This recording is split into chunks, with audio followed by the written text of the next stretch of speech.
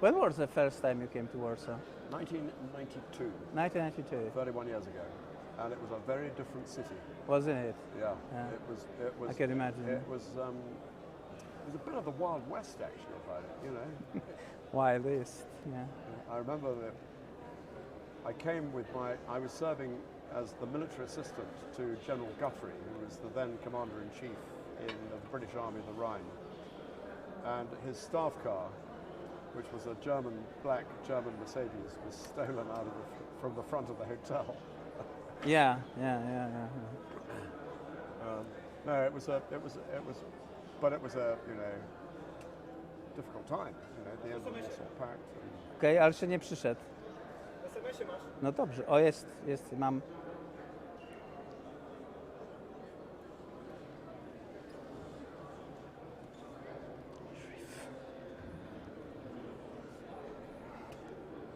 Okej. To jak będziemy gotowi, to powiedzcie i ruszamy w takim razie. Możesz zaczynać kiedy chcesz. Mogę zaczynać, tak?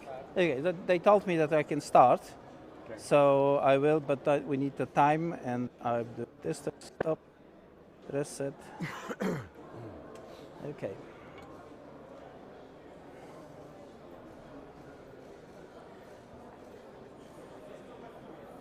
Kongres 590, przestrzeń wolności tutaj w Warszawie, a my rozmawiamy z ciekawymi, honorowymi gośćmi tej imprezy. Jednym z nich jest generał Sir Richard Shirreff, były dowódca wysokiej rangi wojsk Jej Królewskiej Mości i też dowódca w NATO. Dalej będzie po angielsku. Sir, welcome first of all to Warsaw. Thank you. It's a pleasure to be back. Yeah, and you're obviously a retired military man, and I kind of wonder, aren't you kind of sorry that the situation that we have now, that you've trained for all your life, fighting with Soviets,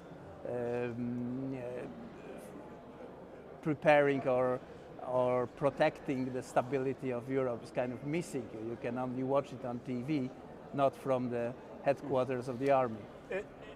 To be honest, it's not a concern that has worried me a bit. You know, there is a time in the affairs of men which taken that the flood moves on, as William Shakespeare said. I had my time. I loved my time. I hope I left a legacy which my successors and those in service can build on. And now it is their challenge. But I will continue to do my bit by observing, by commentating, and by supporting Ukraine. Right. When you published your book 6 years ago. It was on the shelves in 2018, or 5 years ago, and that was like, it looks like a science fiction at the moment. The war with Russia, like what war in Europe? There will be no war, as many people thought at the time. Now we have it. So, what worked in your prediction? What didn't? The book was published in 2016. And published here in Poland, and I came and did many interviews at the time of the launch. The book was written as a wake-up call to try and get a message out that unless NATO changed the way it did business, took Russia really seriously, the threat, and put in place an effective deterrence, as well as providing the necessary support to Ukraine, there would be a war. And tragically, of course, that happened because whatever the wake-up call, it didn't work. People dismissed it. Those who were in power dismissed it as a sort of crazy notion. But nevertheless, I think it might have, well, I mean, it's for others to judge whether it might have changed attitudes. I don't think it did, because at the end of the day, the war happened. What has been different is that I never envisaged what has happened in Ukraine in the last 500 days or so could be as utterly, appallingly terrible and dreadful as it has been. We have seen genocide, we have seen massacres, we've seen mass rape of women, we've seen destruction of cities. We've seen why was it a surprise for you, knowing how Russians are behaving? Like for us in Poland, it's absolutely correct, You're right. including genocide of the ruling elite of the country. As you know, as Poland knows only too well. Because maybe I just thought that the Russians would not behave in the 21st century as they behaved in the 20th, the 19th. 13th century with the Tatar or Mongol invasion. So therefore, I got it wrong. However, I said there was going to be a war. And a lot of people thought that was the mouthing of a crazy retired general who was looking to somehow, give warmongers Scare people and a scary thing, and the mouthings of a warmonger, which I am absolutely not, because I know from personal experience how grim war is, and my motive was to try and prevent war. Okay, so we know from the experience that West didn't took Putin seriously enough. But what about Putin? Did he took NATO seriously enough? He thought, this is one of Putin's real miscalculations at the start of the war, he will have looked at NATO and thought NATO is weak. He'd have seen the collapse of the NATO mission in Afghanistan in 2021 in chaos. He'd have seen the reduction in defense spending across NATO for the last 2 decades. He'll have seen the British defense estimate and the defense review of 2010, which said there is no existential threat to these islands. He'll have seen the contempt with which Trump treated NATO allies and partners. He'll have seen the red line Obama laid down in 2013 in Syria being wiped out of the way. He'll have assumed NATO was going to be weak, and he's got it wrong. All right, we had the signals like Mr. Trump during his electional campaign saying that NATO is obsolete. We had Mr. Macron criticizing NATO for a brain death, and at least in case of Trump, it resulted with increased defense spending of the most countries. Well, has it? Has it? I wonder. Well, at least in Poland. I mean, I think Poland, yes. Don't get me wrong. I deplore President Trump 100%.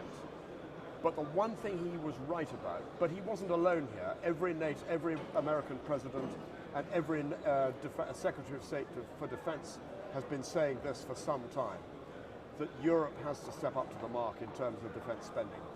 Only a small number of European nations, Poland included, Britain included, are spending more than 2% of GDP on defense. A lot of NATO nations are still not spending 2% of GDP on defense. Germany is not, France is not. So there's a long way to go before NATO nations, European member states of NATO, are all spending enough on defense. Actually, 2% is the floor, not the ceiling. It should be more like 3-4% being spent on defense. As it is in the United States at the moment. Absolutely. To maintain security for the citizens of NATO. So what have you learned from the war in Ukraine? Well, number one, how brilliant and how courageous and how well the Ukrainians have done. So the manhood values are still important. The spirit, energy, courage, determination, agility, genius of every Ukrainian man and woman, and their courage and the way they behaved is admirable. Ukraine is not going to lose this war. Ukraine is going to That's the condition number one. You want to have a will to object to the attacker. The moral is to the physical as 3 is to 1, said Napoleon, right. And he was absolutely right.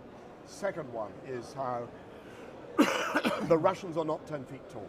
The Russians can be defeated. The Russians have demonstrated extraordinary, unprofessional, bad military behavior. I mean, yes, they're brutal, they're destructive, but they're not clever. But nevertheless, we must not underestimate. Should they be underestimate. clever and professional? The Ukrainians wouldn't stand even with the Western Well, if the Russians had understood combined arms warfare, if the Russians had been able to synchronize fire, maneuver, get their command and control right, get their logistics right, they might have prevailed in the early days, but they got it wrong. And they got it wrong because the Ukrainians fought them to a standstill and defeated them.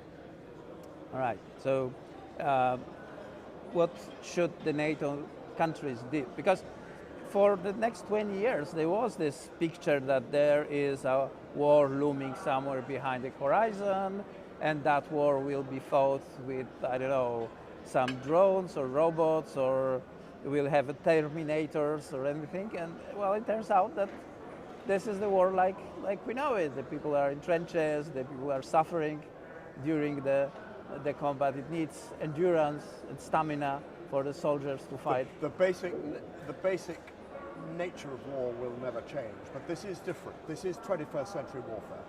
This is this is the Ukrainians fighting a data-driven war.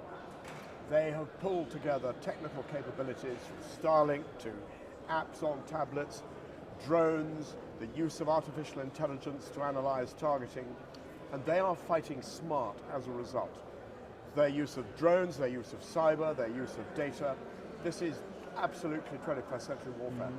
But it is 21st century warfare where the 20th century capabilities of tanks, armored infantry, fighting vehicles, engineers, artillery is still absolutely critical. And it's the blend of the two that is ultimately going to give Ukraine the victory that they deserve and will achieve. So the military intelligence, the recon on the battlefield or situation, and of course supplies, because that's what Ukrainians are short of, and apparently we too, because last year it turned out that we don't have enough shells for the guns that NATO countries supply to Ukraine. And this again, the climate change policy in Europe meant pushing away from the European Union all the heavy industry, so we cannot replenish the stocks. Well, I think this has been a real wake-up call, because we're now back in an era of high-intensity industrial state-on-state warfare. And the assumptions made at the end of the Cold War about the requirement for ammunition stocks and other military capability have been frankly blown away. And there is now a fundamental requirement to relook at our economies, relook at our defense forces, to be prepared not only to continue to support Ukraine to the end, and the end is victory for Ukraine, which means ramping up the support of ammunition and military equipment. It also means replenishing our own stocks. Now, industry cannot just turn it on and off. So this requires the mobilization of war economies, state intervention in the establishment of ammunition factories, speeding up the supply chain, and perhaps looking at industry to say, manufacturing industries, to say that instead of making bicycles, and suddenly every single country of Europe says we will deliver the weapons to you, just give us money and orders and we will build a factory. This is what Germans are saying, this is what French are saying, Italians, and also Poles. Everyone wants to build tanks and so on, but the actual products will be delivered or rolled out of the factory lines in 2-3 years. So, question whether it's relevant at that time. The answer is that clearly we don't have 2 or 3 years. We've got to be providing the equipment now and for the next immediate future to Ukraine. But also, we've got to recognize we've got to prepare for the worst case, which is why I say that you can't do it according to the normal rules of economic planning. You've got to apply a wartime mentality to this and recognize we're in a different world, and this means intervention by the state in a way which has not happened. And also the financial requirements. If you look at the acts of Polish government since, say, the fall of 2021, when we already knew that Russians are up to something, and the British, German, Polish intelligence knew pretty well what they are trying to do. How would you assess the actions of the Polish government? I'm not going to mark Poland. Suffice it to say that Poland is a leader among European NATO states because of the investment it is putting into defense. Plus of 300 M1A1 Abrams ordered. over 200 155 millimeter howitzers K9 from South Korea.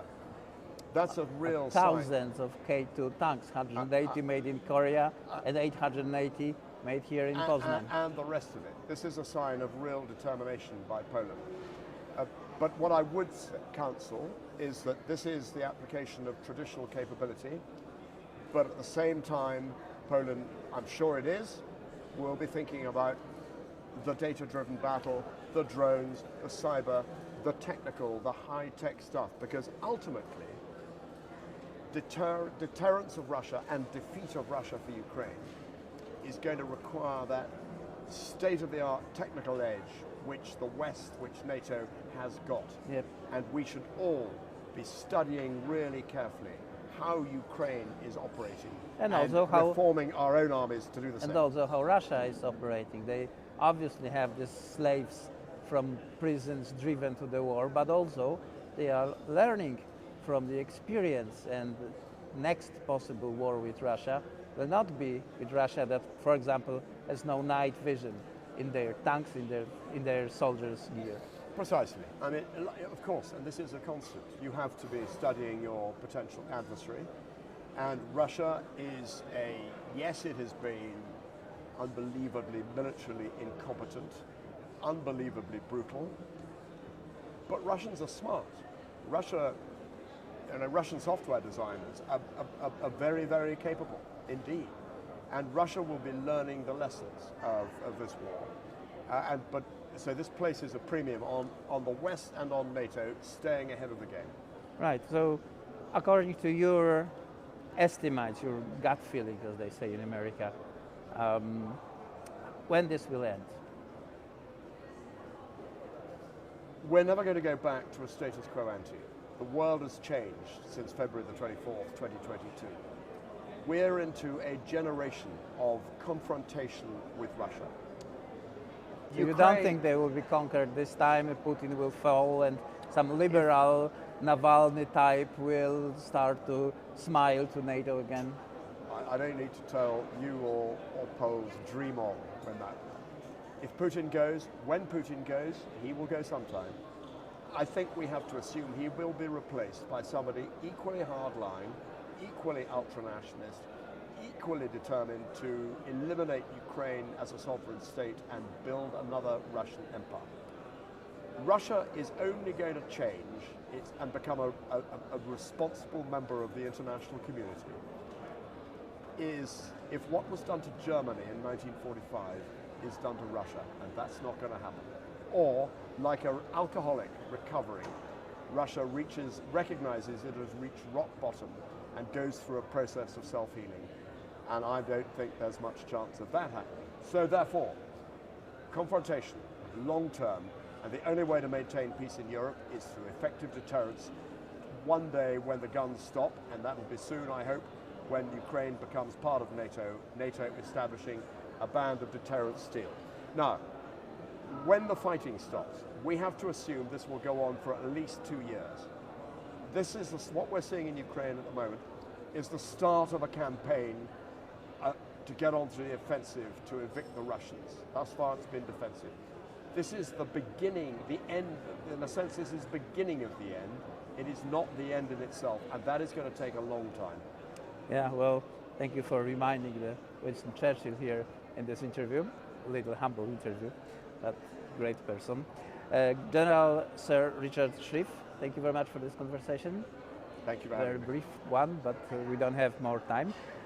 I to była rozmowa, proszę Państwa, z Kongresu 590, Przestrzeń Wolności, z generałem Richardem Shirreffem, byłym dowódcą Armii Brytyjskiej.